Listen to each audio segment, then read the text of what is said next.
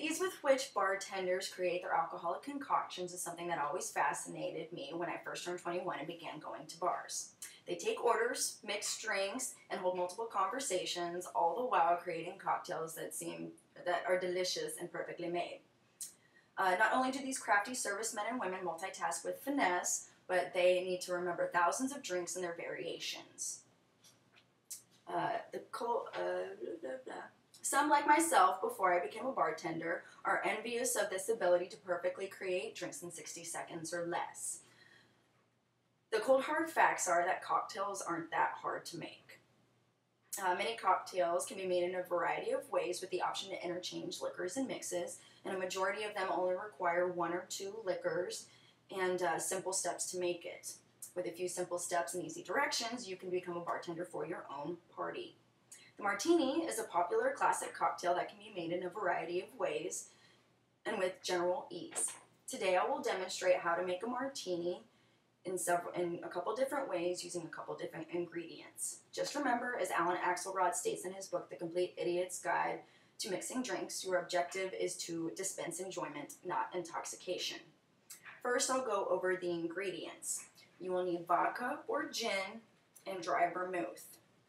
In her book, The Bartender's Best Friend, Marty Reagan defines vodka as a spirit distilled from fermented mash of grains and vegetables and or sugar. Reagan Marty also defines gin as a mash of fermented grains, but it is flavored at some point with juniper and other botanical ingredients. In his book, The Complete Bartender, Robin Feller defines vermouth as an aperitif, meaning it's a drink taken before a meal. It's basically processed wine-based mixture with plant flavoring and sugar additives. We also have a garnish. Today we have olives. You can't really see them, but you can use pretty much any garnish you want. You can use cocktail olives, lemons, limes, oranges, whatever you decide. Ice is also another ingredient that you need. It may seem simple, but Alan Axelrod in his book, The Complete Idiot's Guide to Mixing Drinks, suggests that you rinse your ice beforehand because it can have freezer burn or food odor stuck to it if it's in a regular household refrigerator. We will move on to tools. The first tool you will need, and the most important, is your jigger. It's a measurement tool. It's normally shaped like this, hourglass shaped, usually metal. Most of them have 1.25 ounces measurement on one side and 0.75 ounces measurement on the other. Some of them have different measurements though, so make sure you get the right one. The next tool you will need is your cocktail shaker. Most cocktail shakers have 3 parts. They have a lid that seals tightly and a strainer in the top part of the lid to strain out liquid from the ice. Today I don't have a cocktail shaker, so I will be using a rocks glass or a lowball glass. This way you can just insert and use to shake. Okay. If you don't have either of these, you can use a cup with a lid and ice, or the jug part of a blender with the lid. All right. We will begin mixing our martini. First thing I'm going to demonstrate is, excuse the ice.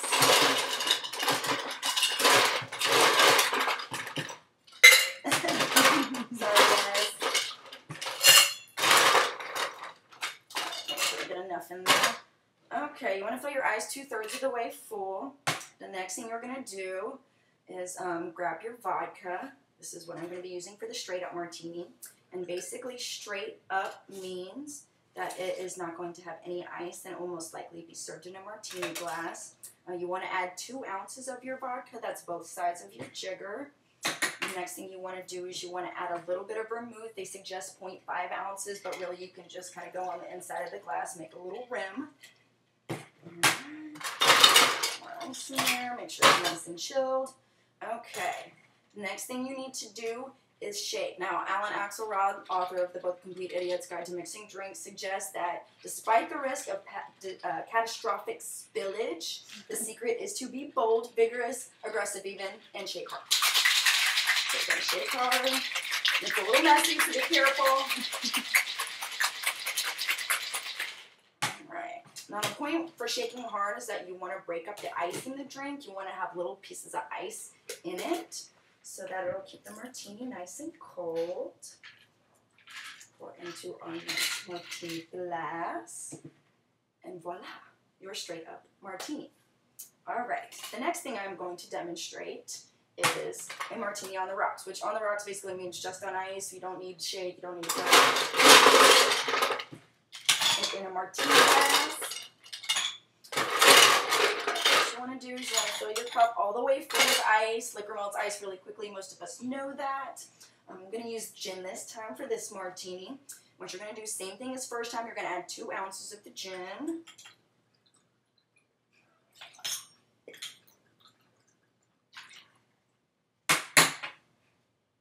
Alright, a little bit of your vermouth on top, 0.5, around the glass just the same as before. And here we have our on the rocks martini gin. Final step to making your martini is the garnish. Now today we have olives. So what I'm going to do is, normally you want to put 2 olives in your martini. Here we are. You can also use cocktail onions, lemon wedges, lime wedges, like I said before. Let me see. And another thing that you can do to add to your cocktail, add a little bit of spice, a little bit of flavor, is to add a little bit of olive juice, and we call this a dirty martini. You can do it with a straight up martini or with the martini on the rocks. Okay, so today I have shown you how to make a martini using a few simple steps and a few simple ingredients. The next time you are talking about how envious you are of your favorite bartender making that perfectly made cocktail, you can do it yourself. Thank you.